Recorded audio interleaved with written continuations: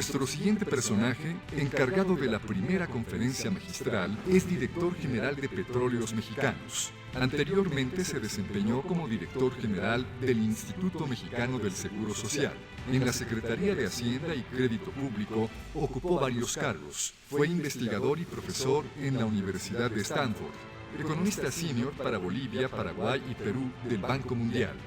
Obtuvo el grado de doctor en Economía por la Universidad de Harvard y es egresado de las licenciaturas en Economía e Ingeniería Mecánica del Instituto Tecnológico de Massachusetts. Recibamos con un aplauso a José Antonio González Anaya.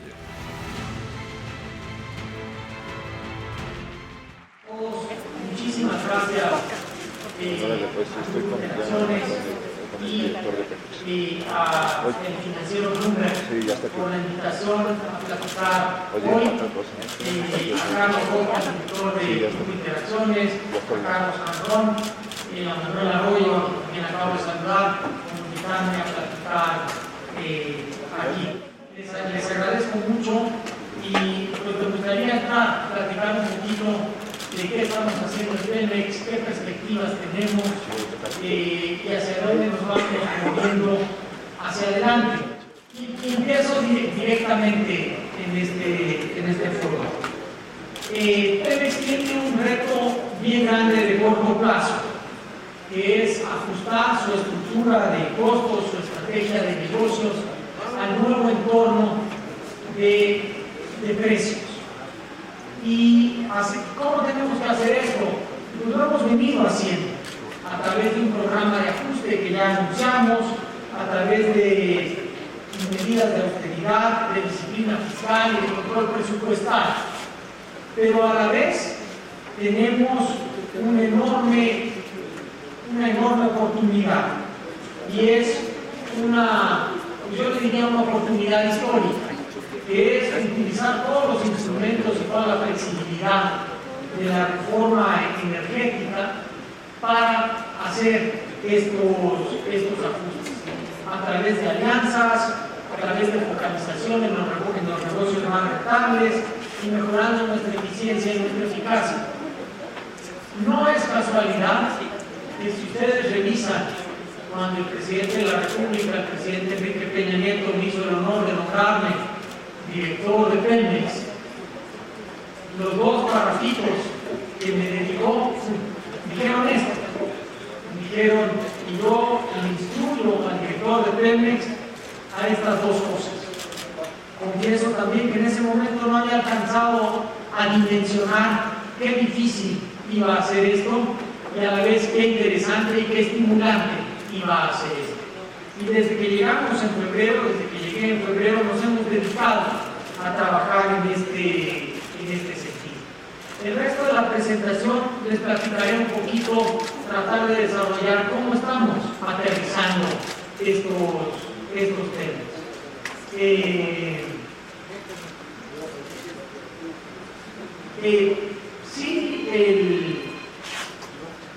Lo que vemos aquí en la primera gráfica todos la conocemos. El precio del petróleo se ha caído de manera bien importante. Básicamente se cayó de un máximo en el 2012 y 13 de 98, en el 14 un poquito 86, pero en 2015 43 y este año el promedio vamos a cerrar cerca de 32 o 33 dólares por barril. Más interesante quizás es que en la siguiente gráfica lo que nosotros vemos es que la plataforma de producción se ha venido cayendo. Tuvimos un máximo de casi 3.4 millones de barriles y ahora pues vamos a cerrar con 2.130.000. Y la pregunta es bien interesante porque la pregunta se vuelve, ¿qué está pasando? Y yo, mi manera de contestar esto tiene un nombre, se llama Cantarell. Cantarell estuvo produciendo en su máximo esplendor en el 2003-2004 casi 2 millones de barriles.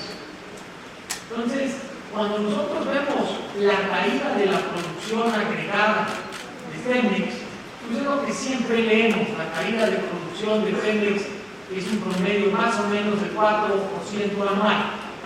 Lo que no se ve es que la producción de Pemex sin Cantarell ha aumentado 56%. Es un dato bien interesante. Y esto se refleja en la gráfica de la izquierda, porque lo que alcanzamos nosotros a ver es que en el año 2000 Pemex invertía más o menos 50,000 millones de pesos en exploración y producción. Y ahora estamos invirtiendo cerca de 300,000 millones de pesos, antes de los ajustes de los cuales voy a hablar.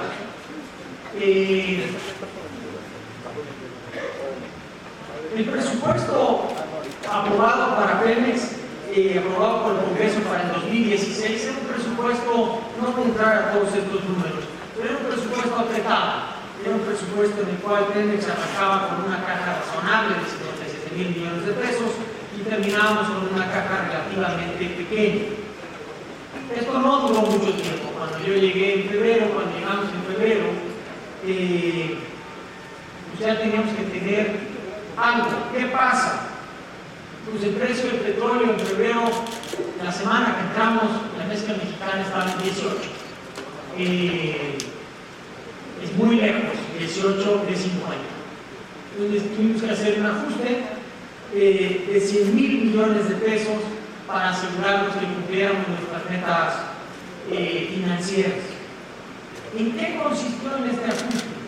Y esto hace ya, nos da una idea de hacia dónde vamos y qué estamos haciendo. Déjenme empezar por la parte de abajo, el ajuste del gasto de operación de inversión. Ahí había ciertos yacimientos que costaba más dinero sacar el petróleo que lo que estábamos recibiendo, a $25 por barril. Pues desde la reforma energética ya no tenemos que sacar petróleo, ya no tenemos metas volumétricas. Pues esos pozos los dejamos de producir. La segunda parte que hicimos fue diferir y replantear inversiones ya utilizando la reforma energética. Y aquí yo doy un ejemplo al cual voy a regresar. Cuando llegamos, había en el área de exploración y producción 13,000 millones de pesos para el desarrollo de una cuenca de aguas profundas. La mayor, todas las petroleras del mundo desarrollan los proyectos de aguas profundas en asociación, no solas. Los riesgos geológicos, tecnológicos y financieros son demasiado grandes. Sin embargo, antes de la reforma energética pues no se podía, Pemex tenía que hacerlo solo. Ahora no. Entonces lo que hicimos fue decidir que ese proyecto no se hace, no tenemos los recursos, lo vamos a hacer eventualmente con la reforma energética. Y uno pensaría, bueno, pues ¿qué ha pasado? Hoy ese proyecto se llama Trión y se va a licitar en un mes y cachito en una asociación como lo hacen el resto de las compañías. Entonces este ajuste de 65,000 millones de pesos se hizo utilizando todas las flexibilidades que permite la reforma energética, que antes no se podían hacer. Y ahí la primera parte de generar eficiencias y reducir costos por 29,000 millones de pesos. Todas estas cifras, a menos que alguien sea hacendario o esté viendo todos los datos, suenan inmediatamente fuera de uno. 100,000 millones de pesos, para darnos una idea, hacer un reporte, es el 20% del presupuesto de Pemex. Yo les digo que ustedes, que son empresarios, piensen qué pasaría si tienen que hacer un ajuste del 20% en su presupuesto. Para Pemex eso se traduce en 100,000 millones de pesos. ¿Qué son 100,000 millones de pesos? Pues poco más de 2 veces el presupuesto de la UNAM completo. Es un número bien grande y es un ajuste bien grande. Y podemos decir que este ajuste va como planeado que lo vamos a cumplir para el final del año. ¿Qué siguió? Ese fue mi primer mes. El segundo mes, pues articular las medidas de apoyo del gobierno federal. No me detengo demasiado, pero la primera parte es una inyección de liquidez a través de dos instrumentos que se dedicó enteramente a pagar a los proveedores. Hoy, a octubre del 16, hemos pagado ya casi todos los proveedores del año pasado, 142 de 147 mil millones de pesos, que era la deuda que tenía Pemex con los proveedores del año pasado. El resto no es un problema de caja o de restricción financiera, es un problema de procesamiento y de regulación, que tienen que estar los proyectos listos, el papeleo, y que se haya hecho, de hecho, la actividad. Pero se espera cerrar esto con un pasivo de cerca de la mitad, que es una cosa razonable para el tamaño de Pemex. Una empresa de este tamaño pues tiene que tener un pasivo circulante más o menos de ese tamaño. El segundo fue, entre comillas, un beneficio fiscal. Se le puso a Pemex, y con la reforma energética se cambió el régimen fiscal de tener una deducibilidad fija en dólares por barril a una deducibilidad que dependía del precio del barril, y se le dio a Pemex la opción de utilizar el viejo régimen o el nuevo régimen. Eso nos da un alivio también, que nos permite reducir nuestras necesidades de financiamiento.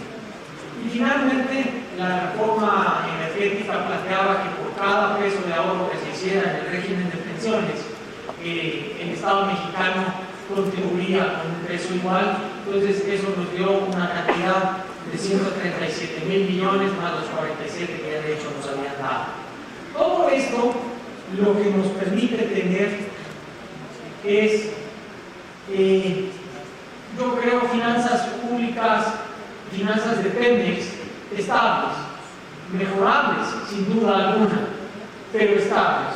Lo que vemos aquí, y no voy a entrar a todos los números, es que Pemex arranca, tenemos proyectado arrancar con una caja, teníamos proyectado una caja de 57 mil millones de pesos, se hace el recorte de los 100 mil, se paga a los proveedores, se recibe el apoyo del gobierno federal y terminamos con una caja de 75 mil. Es una cosa razonable. Los mercados han visto bien esto.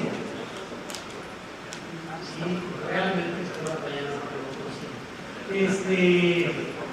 Lo que vemos es que el diferencial o el riesgo Pemex se ha disminuido 148 puntos básicos.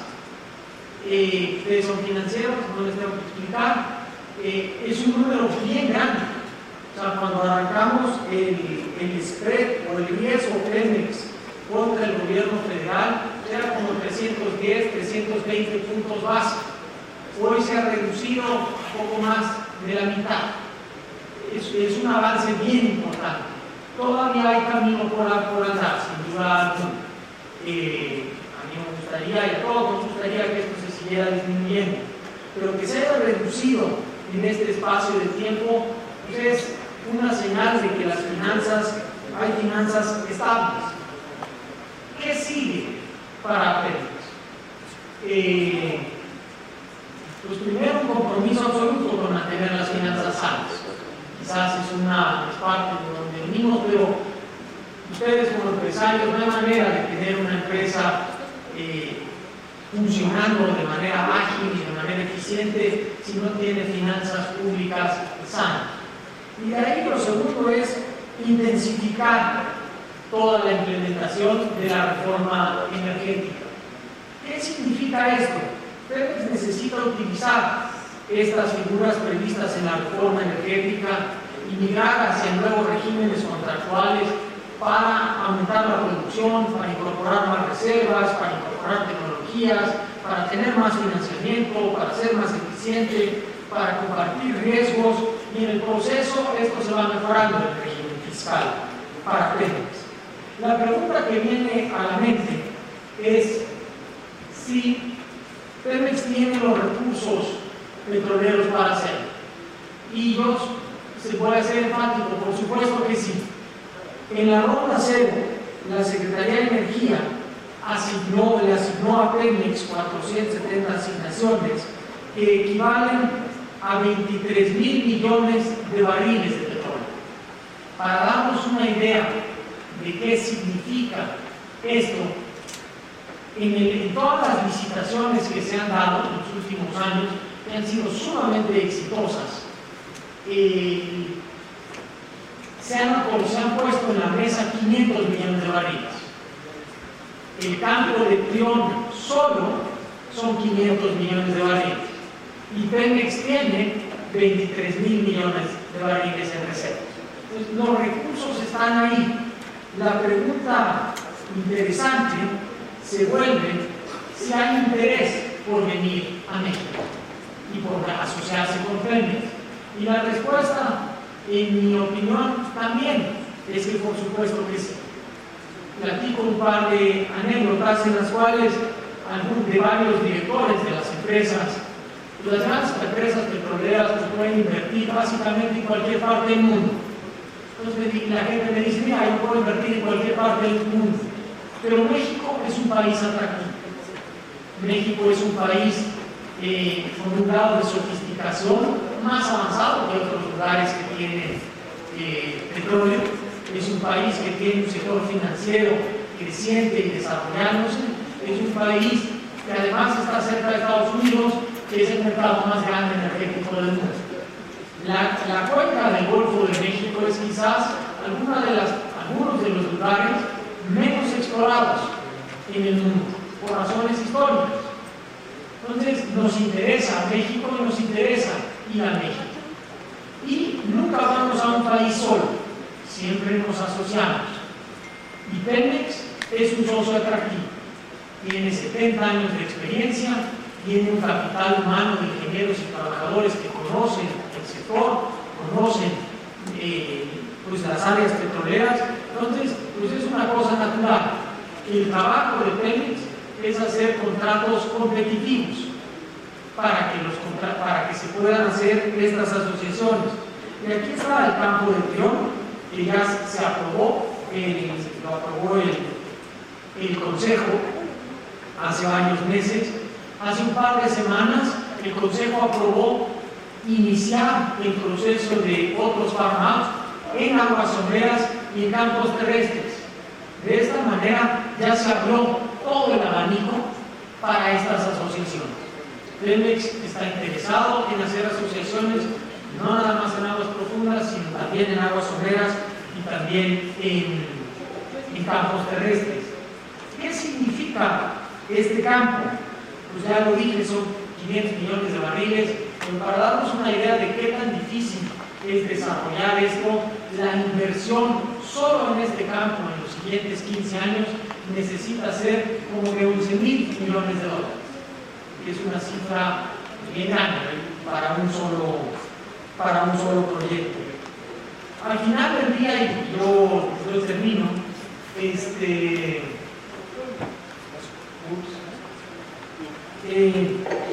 el entorno económico internacional y la situación financiera de Pemex son complicados, pero la reforma energética en la cual yo no participé, por lo tanto puedo hablar bien de ella, es un cambio enorme, es un cambio tan grande que se explica muy sencillamente. Antes, Pemex era el único que podía explorar, perforar, producir, transportar, comercializar, refinar productos de petróleo. Hoy cualquiera puede hacerlo. Y se le permite a Pemex asociarse con cualquiera para hacerlo. Es casi así de sencillo y así de profunda la reforma energética. Es una oportunidad enorme para el país y para Pemex poder tomar ventaja de ello. Entonces yo creo que si hacemos y vamos a seguir trabajando en esto, el futuro para el país y para Pemex es promisorio. Se puede mantener como la empresa emblemática del país, de las empresas más grandes de Latinoamérica, una de las empresas más grandes del mundo, las primeras 100 empresas más grandes del mundo en ventas, en fin. Vamos a seguir trabajando y yo creo que el futuro es bueno. Muchas gracias.